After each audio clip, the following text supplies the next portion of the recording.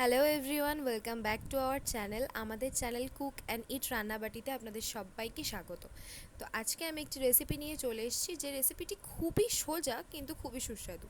তো চলুন দেখে নিয়েছি আমি কি বানিয়েছি।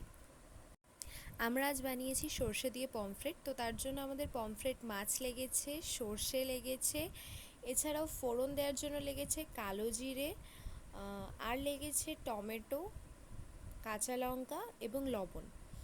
টমেটো, কাঁচা লঙ্কা, লবণ, সর্ষে এগুলো একসাথে মিক্সিতে দিয়ে ভালো করে বেটে নিতে হবে। এই বাটা মশলাটা দিয়েই আমরা রান্নাটা করব। আমাদের মশলা এখানে বেটে নেওয়া হয়ে গেছে। এবার আমরা মাছগুলোতে নুন হলুদ মাখিয়ে নেব। মাছগুলো আমি ভালো করে জলে ধুয়ে রেখেছি। এবার আমরা মাছে নুন হলুদটা মাখিয়ে নিই। চলুন, লবণ দিয়ে দিয়েছি। এবার এরপরে হলুদ দেব। নুন হলুদ মাখানো হয়ে গেলে মাছগুলো আমরা গরম তেলে ভেজে নেব।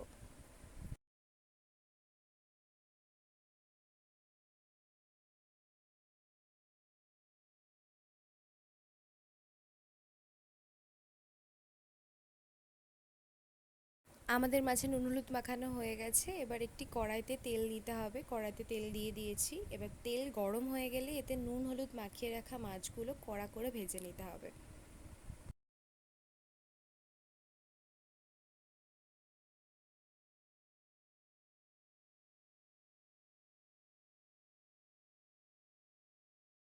দেখতেই পাচ্ছেন আমাদের মাছ ভাজা প্রায় হয়ে এসছে।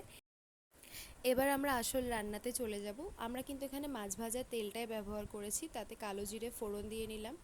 কালো জিরেটাই এখানে ফোড়ন হিসাবে আমরা ব্যবহার করব। এরপর এতে বেটে রাখা মশলাটা অ্যাড করে দেব। বেটে রাখা মশলাটা দিয়ে দিয়েছি, দেখতেই পাচ্ছেন। এবার এটাকে ভালো করে ফোটাতে হবে।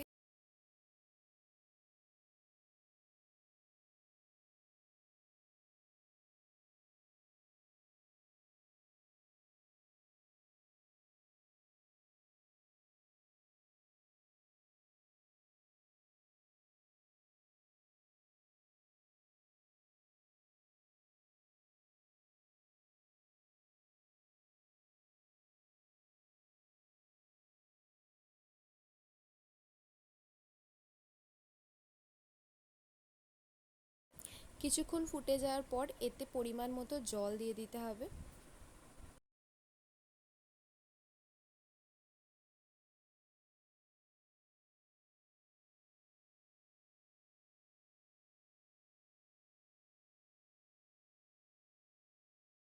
আমাদের মাছের ঝোল বা গ্রেভি প্রায় তৈরি হয়ে গেছে। এবার আগের থেকে ভেজে রাখা মাছগুলো এতে আমরা দিয়ে দিয়েছি।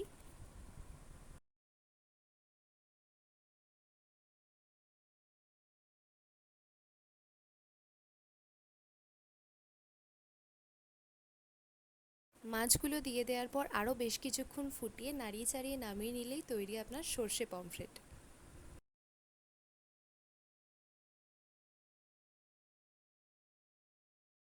ভিডিওটি ভালো লাগলে অবশ্যই লাইক করবেন, কমেন্ট করতে একদম ভুলবেন না এবং আমাকে জানাবেন আপনার রেসিপিটি কেমন লেগেছে।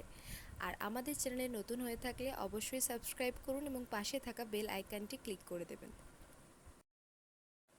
আবার দেখা হবে নতুন একটি রেসিপির সাথে।